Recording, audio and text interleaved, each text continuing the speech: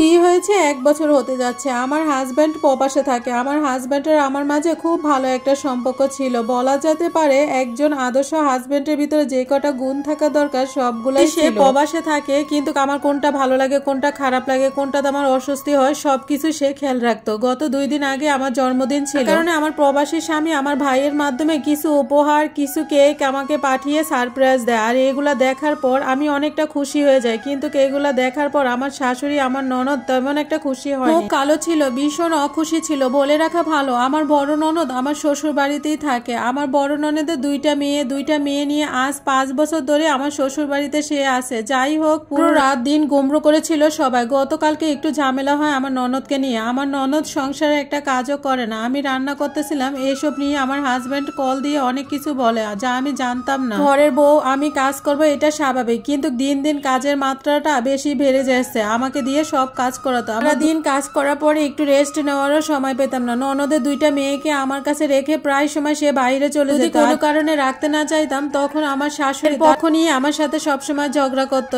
এইগুলার বিষয় নিয়ে আমার প্রায় সময় মন খারাপ থাকতো। আমি আমার হাজবেন্ডকে কিছুটা শেয়ার করছিলাম, এত ব্যাপারটা কখনো বলি নাই। তারপরও তাদের এগুলা আচরণ হাজবেন্ড সবকিছুই বুঝতে পাইতো, তখন তাদের সাথে অনেক কিছু বলতো। তো ওইগুলা নিয়ে আমার সাথে একটু কথা কাটাকাটি হয়েছে। সারাদিন এই বিষয় নিয়ে কেন্দ্র করে আমাদের বাসায় অনেক চেঁচামেচি হয়। আমি কিছুই বলি নাই কাউকে। গেলে আমার শাশুড়ি জোর করে আমাকে বাবার বাড়িতে পাঠিয়ে দেয়। রাতে আবার শ্বশুর আমাদের বাড়িতে আসে, এসে আমার মায়ের কাছ থেকে আমার বাবার ফুল নাম ঠিকানা নিয়ে যায়। নাম ঠিকানা নিয়ে কিছু একটা করছে। রাতে আমার স্বামী আমাকে ফোন দেয়, ফোন দিয়ে কথা বলার সাথে সাথে আমার সাথে ঝগড়া করে, খুব মুখ খারাপ করে কথা বলে, আমার আব্বু আম্মুকে দোষ দেয় এবং উল্টাপাল্টা কথা বলে। এটা কখনো তিনি করতেন না। যেই মানুষটা কয়েক ঘন্টা আগে সাবট নিয়ে আমার সাথে কথা বলছে, সেই মানুষটা এখন একদম ভিন্ন হয়ে গেছে। সে আমাকে এখন দেখতে পারতেছে না, আমার কথাগুলো সহ্যই করতে পারতেছে না। আমার শাশুড়িরা যে জাদু তাবিজ করে সেই প্রমাণ আমি এর আগে কয়েকবার পেয়েছি। ওনারা শুধু বাবা মার নাম নিয়ে কিভাবে জানি সবকিছু করে ফেলতে পারে।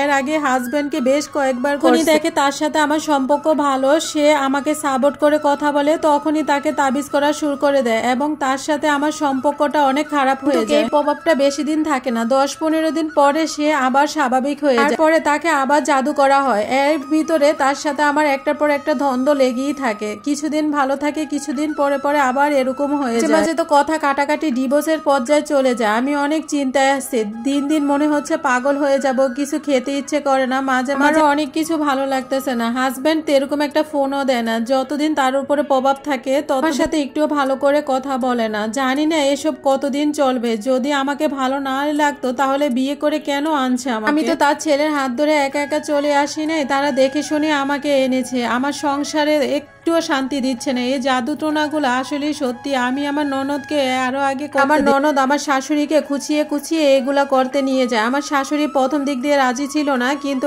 এখন তার কথা উঠে আর বসে। আপু, আমি চাই আমার সংসারটা ভালো দিকে ফিরিয়ে নিয়ে আসতে। আসলে আমি চাই, আমার স্বামী অনেক ভালো, কিন্তু আমার সংসারটাকে আমি ফিরে পেতে চাই আপু। আর এটা কোনো গল্প ছিল না, এটা এক বাস্তব কাহিনী ছিল। একটা আপু